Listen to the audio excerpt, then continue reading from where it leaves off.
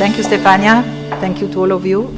Really is an amazing occasion, opportunity to share with you what is something that we have as our patrimony, our experience, what we can show to you and can, if possible, transmit to you from our experience. Not mine in that case, but more on our guest, that is Monica. Now I will come to you, Monica, and thank you to be here. When with Stefania some months ago we spoke about who is the possible guest up. That's because I know Monica and I knew her I saw her in different roles, and I always really appreciate very much what you are doing with the conviction and the strength that we need all. The goal of this meeting really is to allow our audience, your audience, you public, that are more international and Italian students, more women than men here, but the matter on the table is really that one. To speak to understand how young women can pursue the development path, and we decided with Monica not to bring a theory, not to bring abstract concept, but facts, anecdotes, practical experience. Today, Monica and the other guests that after us will come will present their stories. So you know that storytelling is a very powerful manner to learn. Stories of people who are some years ago in your shoes. So they were probably experiencing the first job or studying at university. The issue here is female potential. And female potential is not a matter of women. It's not a matter of women, it's a matter of women and men, it's a matter of economy, it's a matter of our country, very important, and it's a matter of the world. I just came from a very interesting weekend. We had in Italy G7 women.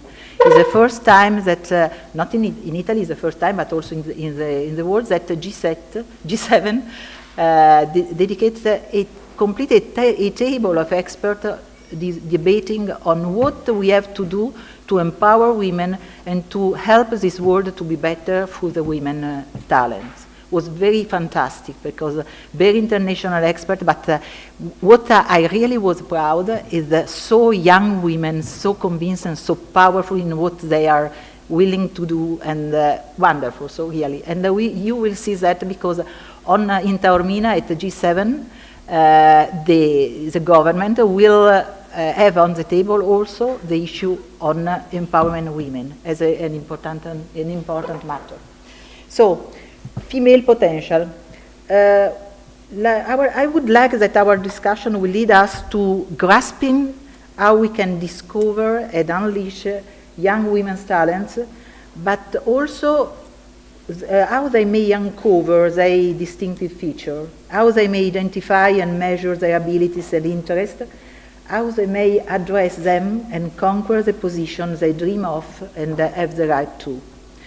With Monica, we agreed to be very pragmatic, very concrete.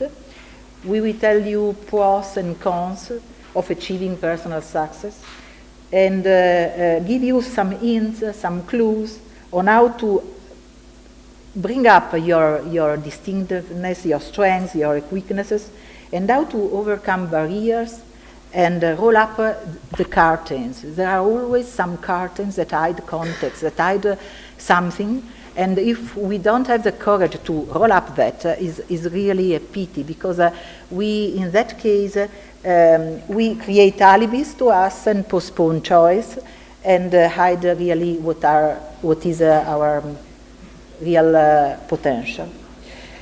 We have a question. Is it a word, or is a word that is simple, or is a right word for a young woman?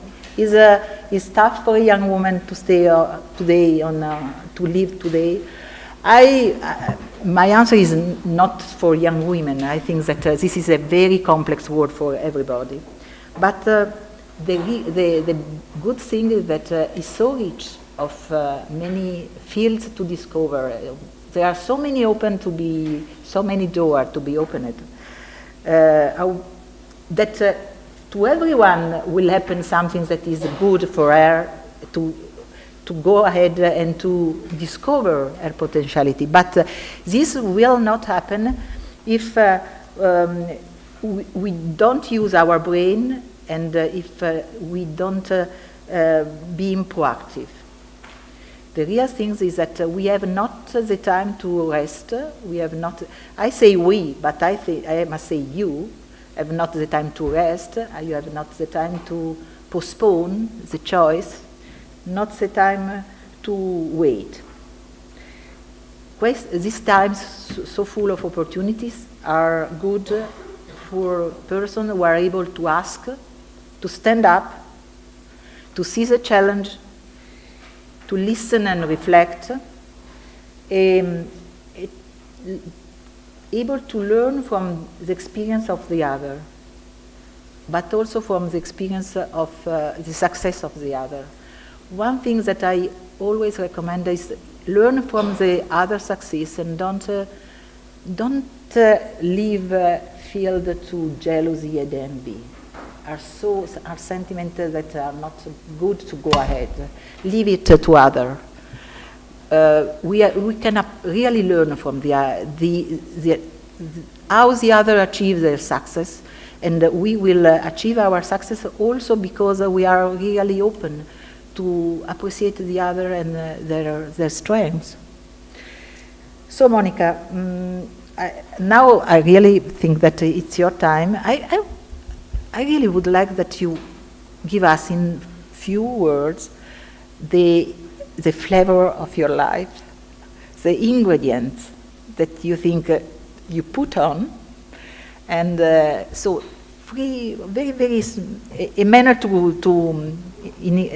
begin to share with you what happens to you, and then I will give you some other ideas. Sure. Well, first of all, thank you so much to everybody for being here, and thank you to the other wonderful women that are going to be speaking. I'm very excited always to be back.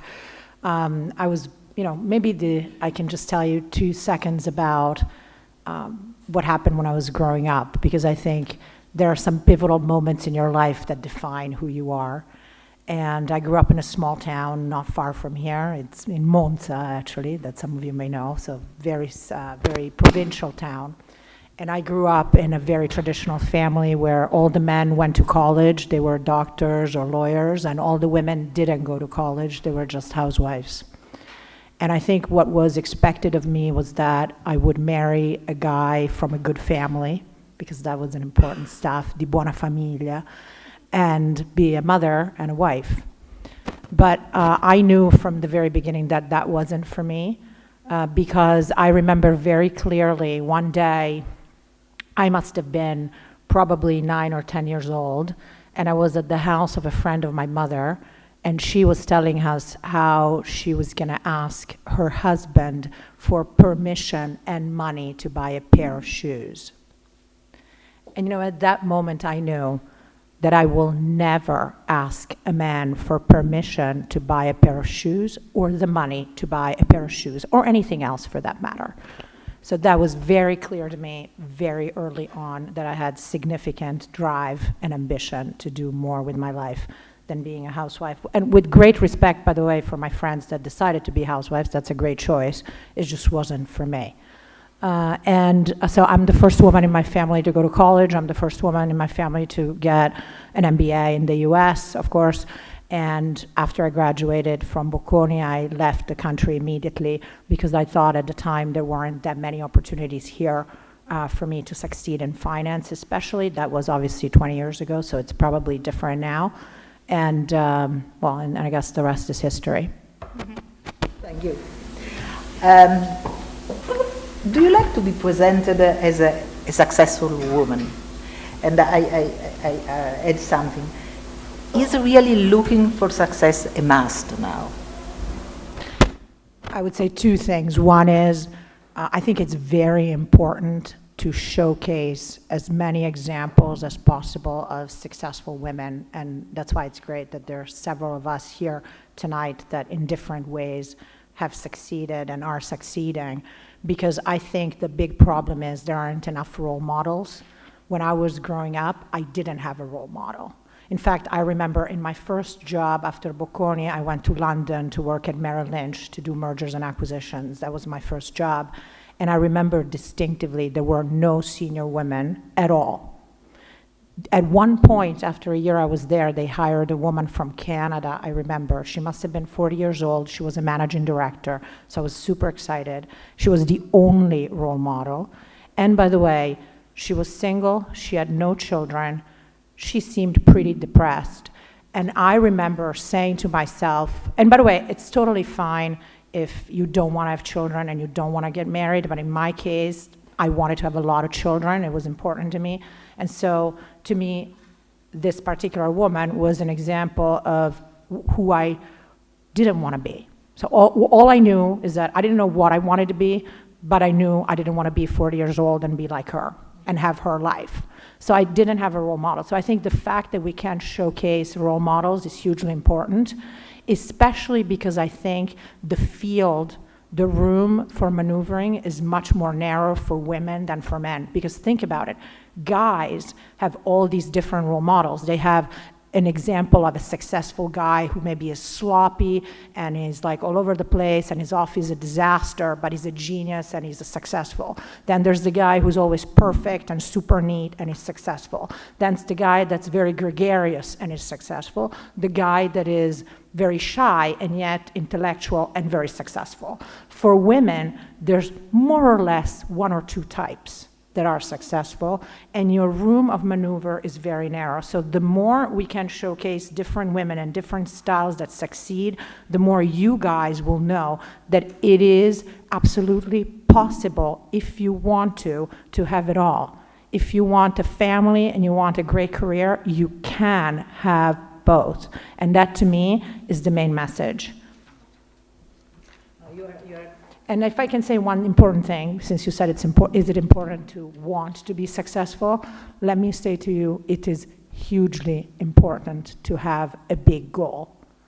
I don't care what it is. It could be that you want to be graduating with top grades, that you want to be the best entrepreneur in Italy, that you want to be the best fashion designer, the best banker, the best whatever. But you have to have a big goal. And actually, let me say, it does not need to be big, it needs to be huge. Huge. And there's a reason why it needs to be huge. First, if you don't have a goal, you're certainly not going to get there. You may get somewhere else, but if you don't know where you're going, you're never going to get there. Second, when you're young in your career, there are going to be moments, I promise you, because I had them, I'm sure you all had them, where you're going to be sitting at midnight in your cubicle figuring out a presentation or something else, and you're going to see the guy in the next cubicle that took credit for an idea that you had, or you're going to see an assignment that you really wanted that was given to somebody else, and you're going to have moments of discouragement. That's normal. And so in those moments, what I would do is take the big goal, put it right there in front of me, and remind myself why I was there. That's hugely important. And then when you're more senior, it's going to be even more important because you're going to have a team that you manage. And when you manage a team, you better have a mission, a goal, and you need to communicate it constantly, crisply, effectively, so that people follow you. And if you don't have a goal, nobody's going to follow you.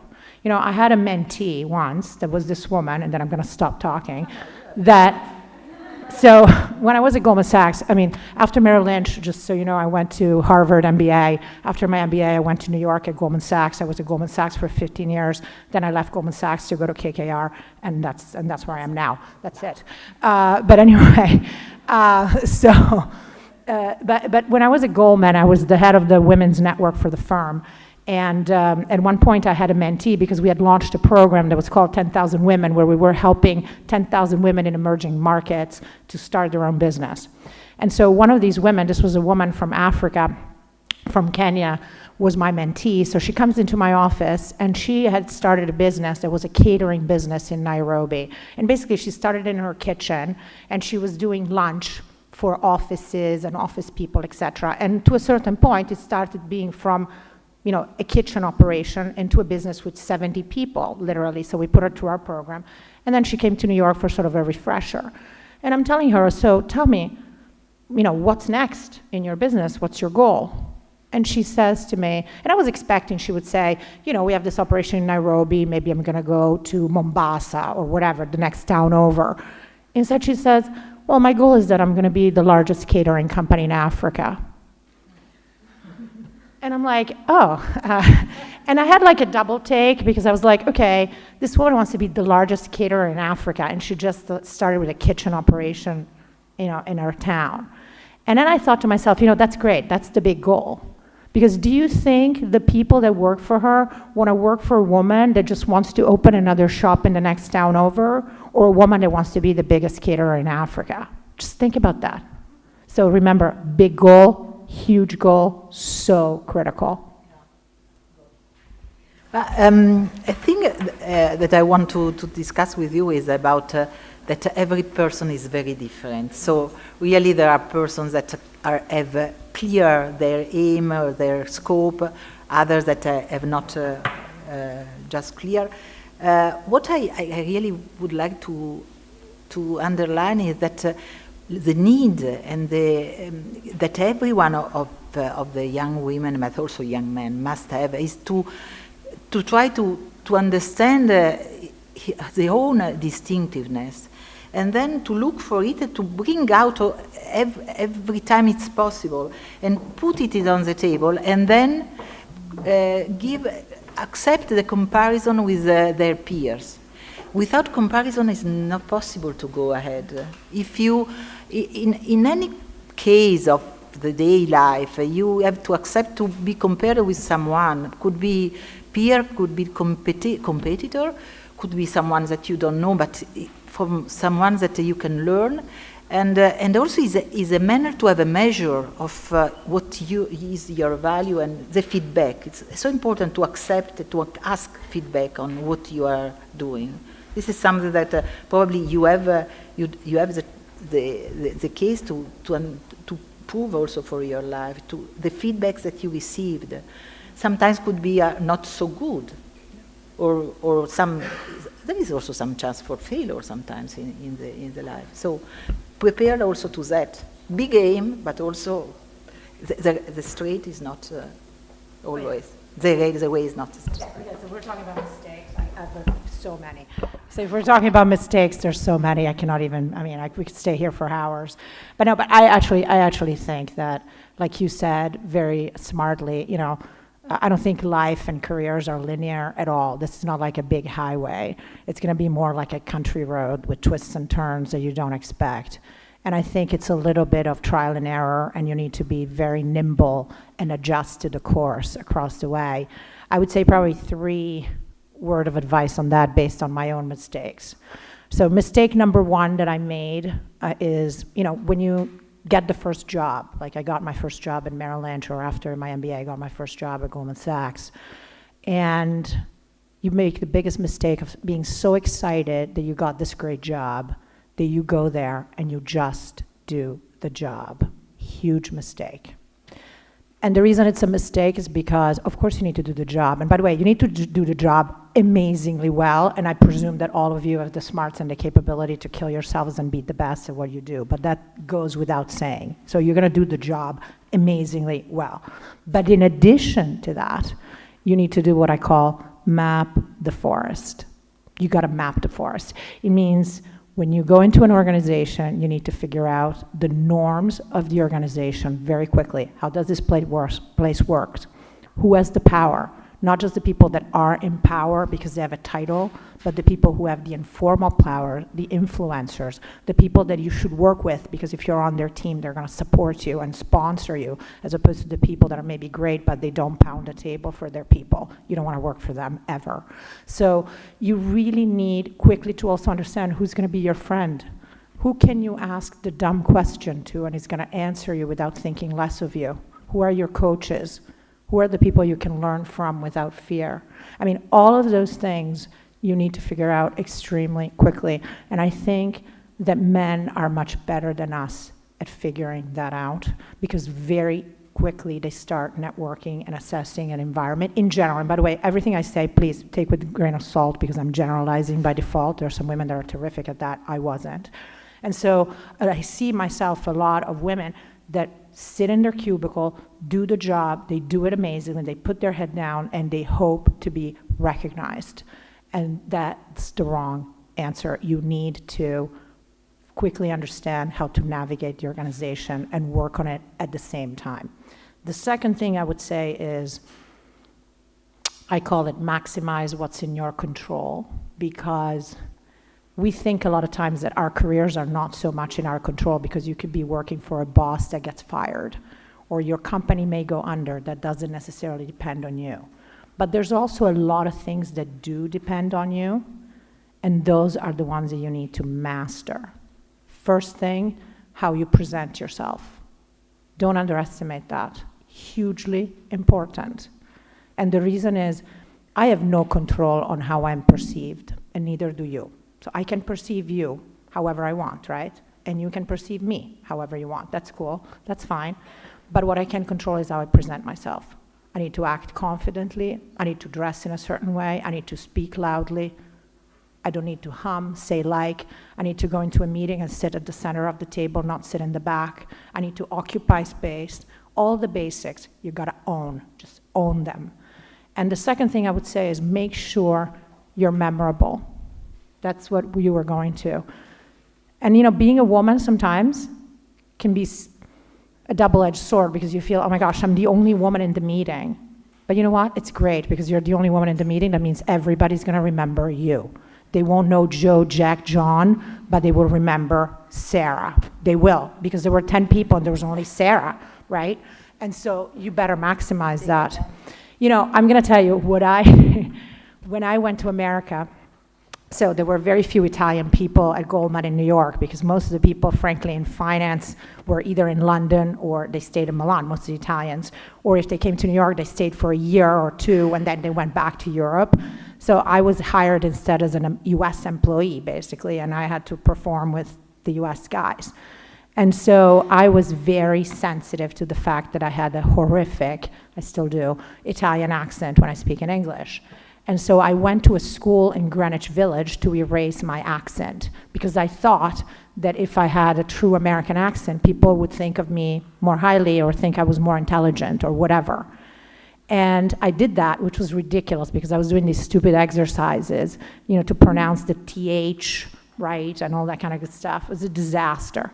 And until I remember there was a coach at Goldman Sachs that said to me, you know, you have a terrific foreign accent. And I was like, are you sure? He goes, yes, because Americans have a very short attention span, but they listen 7 seconds longer to somebody that speaks with a foreign accent. And 7 seconds is an eternity for an American, because there's such a short attention span. So you need to leverage that, because they're gonna listen to you more. And I said, okay, fine. So I stopped going to the school in Greenwich. But the reason why I'm telling you this is because then that made me think more broadly and say, you know what?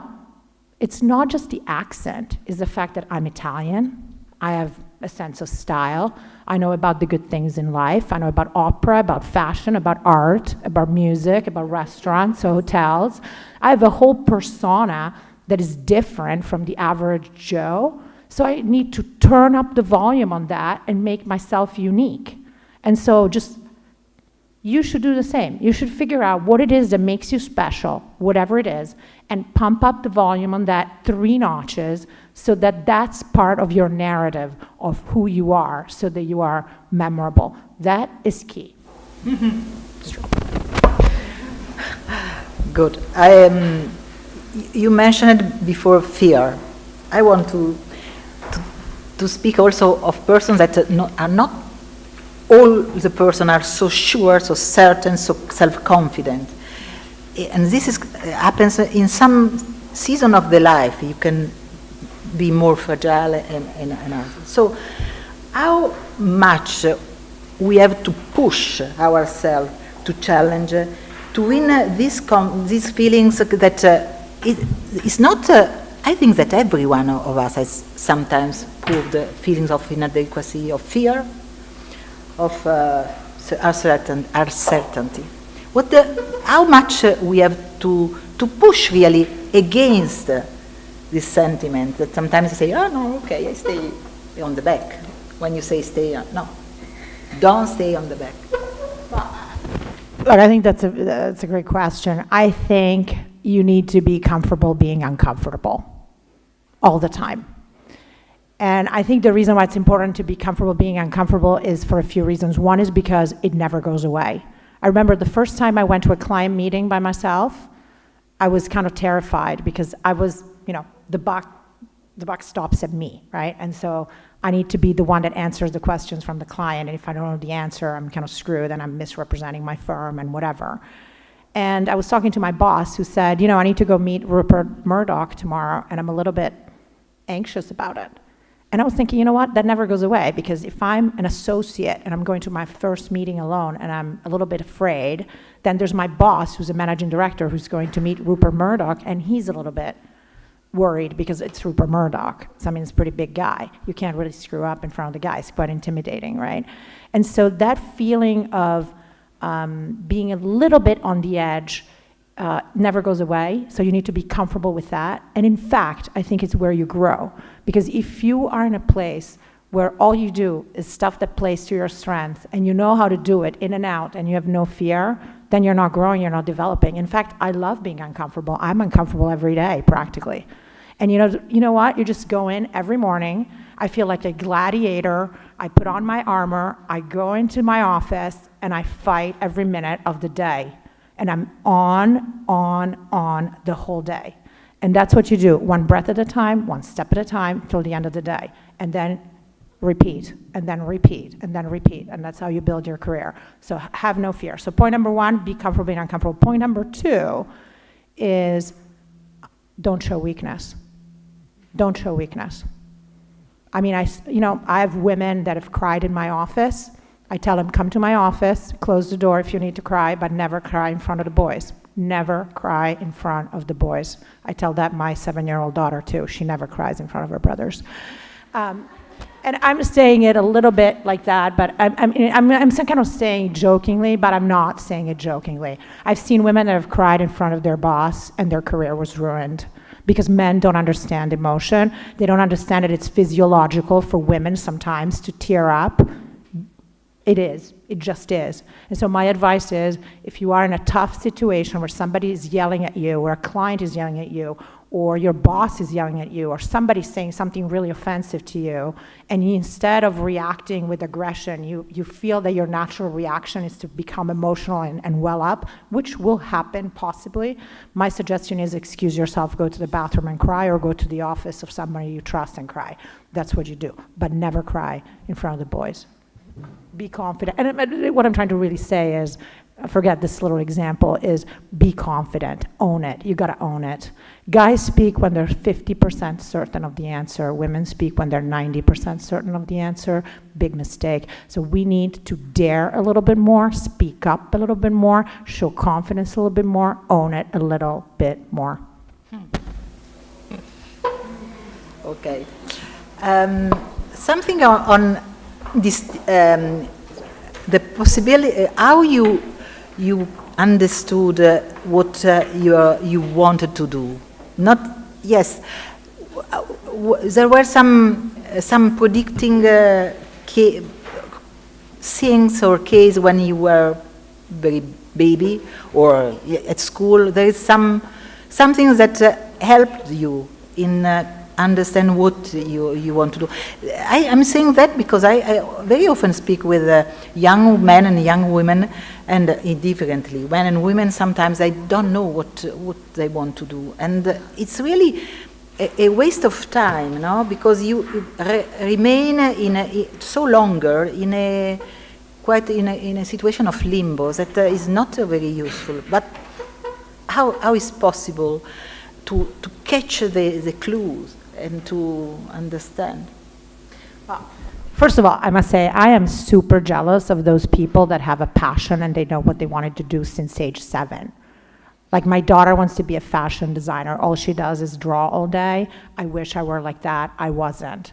I was one of those people that were kind of good in school at almost every subject. I didn't know what I wanted to do. Frankly, I came to Bocconi to study in economics. I did DES because it was more general. I mean, I didn't even do finance. You know what I mean? I was like, okay, it's general, so afterwards I can do anything almost. So I was all very vague. I absolutely had no idea what I wanted to do. But I would say a few things. First, it doesn't really matter what you do, it matters how you do it. So if you don't have a passion, a burning passion to do certain things, make sure that you're passionate about whatever it is that you're going to end up doing. So that's the most important thing. The second thing I would say is relax, because if you don't know what you want to do, I didn't either. I probably still don't know. And I think a lot of people are in your boat. It's normal not to know what you want to do. But I think there's a few tips on figuring out what you want to do that you should apply to yourself if you haven't already. And if they're obvious, forgive me, but I'm going to tell them anyway. So stop me if they're too obvious. One is, I always say you need to take a personal offsite. You know, like when you do an offsite, I do a personal offsite. And the personal offsite is when you ask yourselves the tough questions. The first question you need to ask yourself really is, what are your strengths and what do you like? Because I think you need to know very well about yourself whether it is that you like to work in a big team or a small team, or you prefer to work alone. You need to ask yourself whether you prefer to multitask and be bombarded by things to do and questions all the time, or you're the kind of person that likes to do one thing at a time. You need to ask yourself all these questions because, or you need to ask, do you want to be in a large organization because you need an infrastructure, or you prefer to be in a garage and figuring out your own travel arrangements? I mean, different people like different things, right? And I think if you ask yourselves those questions, you can at least direct yourself. So if you like being, you know, multitasking and being bombarded and have a very fast pace, maybe you can be a trader. If you want to work on only one thing at a time and be very thoughtful about it, maybe you should work in consulting or be a professor. I mean, there's very different things that you can answer very early on by just asking yourself the questions. And then more importantly, I think there are tougher questions that you need to assess that are about what is really important to you. For example, how important it is to you to have free time. Because if you want lifestyle, there are certain jobs that you cannot do. There's going to be certain jobs, no matter what, that require you to work 70, 80 hours a week. If you're prepared to do that, great. If not, there's also amazing jobs where you work less. You need to ask yourself that question. The second thing you need to ask is, I would say, what matters to you in terms of, for example, brands? I mean, I can tell you for myself, I very early on understood that brands are very important to me. Think about it. I went to Bocconi, then I went to Harvard, then I went to Goldman Sachs, I went to KKR. I mean, for God's sake. Brands are important to me. I'm a victim. I understand it, but that was important to me. My husband is the opposite. He doesn't care where he works. All he cares is how much money he makes. That's great. Everybody has a different approach, right? And then there's no right or wrong answer. But you need to know what's the answer for you. You need to be honest with yourself. And you need to be honest in terms of how much intensity you want to put into your job, how ambitious you are, what goals you want to have. And those are the types of questions that you must answer. And once you do all of that in your personal offsite, I think you're going to have a much clearer sense of where you want to go. Monica, last question, because we have other guests, even if we have some time after for some other questions. Sure. We are in the middle of a long-last crisis. I don't know really if we are still in a crisis period. Probably this is a period. Stop. No more crisis, but that is the period that we have.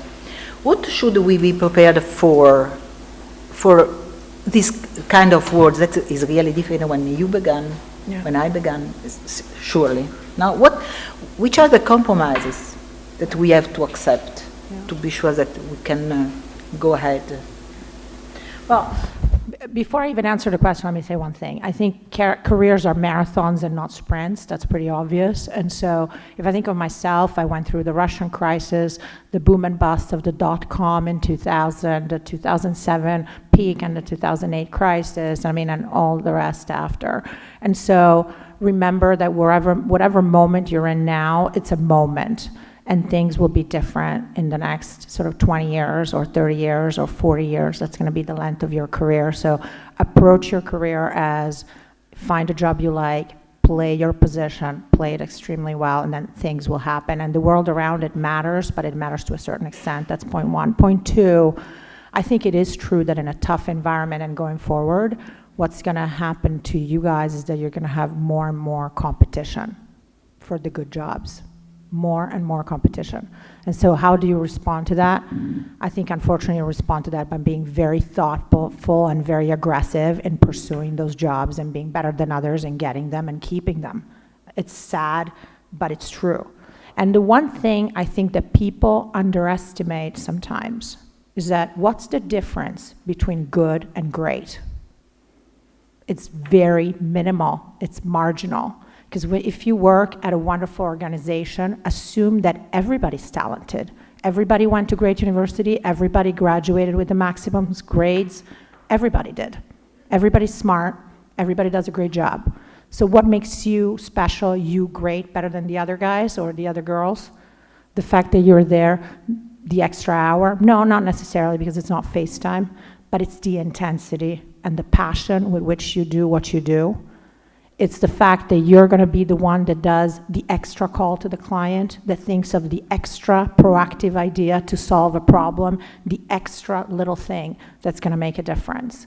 That it was the marginal extra thing that you're going to do. And in order to have the ability to do that little extra every day for 20 years or 30 years, you've got to love what you do. You got to love it. And you're going to be passionate about it. And you need to put 100%. Don't underestimate the importance of intensity. I think going forward, what you'll face is tremendous need for that. And then I think the other thing that two more things I want to say, and then I'm going to shut up, is one is I'm noticing that women don't ask enough. So I'm going to invite all of you to ask. That occurred to me when I started managing people. Because I never asked for anything. I never asked for a raise. I never asked for a promotion. I was hoping that the gods will send it my way, right? And miraculously it was happening. Until I started having guys working for me. And when compensation time came and promotion time came, there was like a line outside of my office of the guys that would just come in and say, I just wanted to make sure you knew how much I contributed to the firm this year. And all the stuff that they did. And I really think I wasn't paid enough last year. And I'm really ready to make managing director this year or senior vice president this year or whatever it is that they wanted to make, right? And the women on my team didn't ask. And they didn't ask because we were raised in a culture, most of us, I'm not saying again all of us, I'm generalizing, but most of us were raised in a culture where we want to be nice and conducive and we want to be friendly. We don't want to be in any way controversial, and so we don't ask. And so now my new word of advice is you don't want to die wondering. You don't want to die wondering, so you might as well ask. Ask for what you want, because the worst that can happen is that people say no, but at least you know where you stand. And if they say no to you and don't want to give you the promotion, don't want to give you the raise, maybe it means it's time for a change. Maybe you got to go somewhere else. If they don't value, you shouldn't stay there for 7 other years waiting, hoping maybe that things will happen. So ask. And finally, let me say, please help each other, because the part that we don't say is that a lot of progress has been made in 20 years. 20 years ago when I started, they thought I was the secretary. Every time. It happened to me all the time. Or they thought I was the stewardess on Italia because I was sitting in first row. And it was inconceivable that a woman in a blazer was actually a businesswoman, age 27, going from London to Milan. Inconceivable. So they were asking me, can you hang my jacket regularly? And I'm like, sure, we'll find the stewardess, but then I'm sitting beside you in 2A, whatever. So that doesn't happen anymore. So I think things are better, but they're nowhere where they should be. And I think it's crucial that all of us help each other, and it's also crucial that all of you maximize what you've got. You don't realize there's women that can't go to college, there's women that can't go to Bocconi, there's women that don't have the opportunity you have, and it is absolutely your duty and your moral responsibility to make a difference in the world. I am telling you, you have a responsibility to make a difference in the world. I don't want to hear it. If you don't do it, I don't know why you're here. So I'm counting on you to make a difference in the world, because you can, and a lot of women still cannot.